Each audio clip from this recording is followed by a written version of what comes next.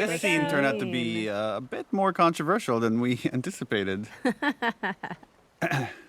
The irony here is, as much as this is the counterpoint sex scene to Ellie's sex scene, we don't... Oh, I guess we do show a little more. We show a little bit more. Yeah. Didn't. Well, we'll get to that in a second, but What is I love this interplay between you two. And I see. yeah, we really wanted to give Pat something meaty. Pass. And this monologue, which he just, for my money, knocked it out of the park. Danny's dead. Of like visualizing this moment where he just can't do this violent thing anymore. It's not him. You want to tell me what happened? I like that she's been strung up and beaten and almost killed, and none of that's important right now. Camp. It's just a couple scars and I just got to come in and sit down and watch him work. hard. And he goes down, and his weapon's right And this there. idea of the tribe within a tribe, and And he doesn't go for it. there's no secrets between these two. Instead, he turns to me. And he's old. The idea that he's just been sitting here drinking, conflicted, and I mean, he's about to leave his baby mama. That's how much he can't stay in this place. He feels like he's losing his soul. And this look right here, it's like there's a part of Abby that knows what he's saying is true. But that sense of duty to this group that has taken care of them is still there, but starting to erode. I couldn't do it. Of course, Danny gets in my fucking face about We're watching her maturity in real time. I told him I'm done. Especially having come off He can do it of himself if he wants.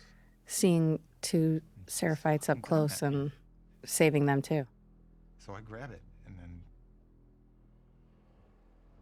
I like that there's so much like unspoken between them that's about to come to the surface of like Abby thinks he's so naive and he thinks what she did was so awful, but clearly they've never talked about it until now. And then there's the underlying love they have for each other and obviously attraction. It's all like, it's so messy. I like the messiness of this relationship. that I don't give a fuck about anymore. And it would have been like, I know our goal here is to create empathy for Abby, to show you the other side of this journey. And this definitely was a risk to say, okay, she's going to have a sort of affair with this guy that got this other girl pregnant, her friend. The fireflies aren't. But this primal thing that's going on between them just overpowers logic. It's a lead. And to me, that was more important to create empathy, is to show how human they are than to just make them righteous or right the whole time. Well, they're trying to define good in a gray world. What about Mel? And that means they have to make messes. This little pause, that's a nice bit of acting. She'll be safe here. Okay. We'll talk in the morning when you're sober. Don't do that. Do what? Treat me like I'm fucking insane. You feel the He same. knows her more than she knows herself.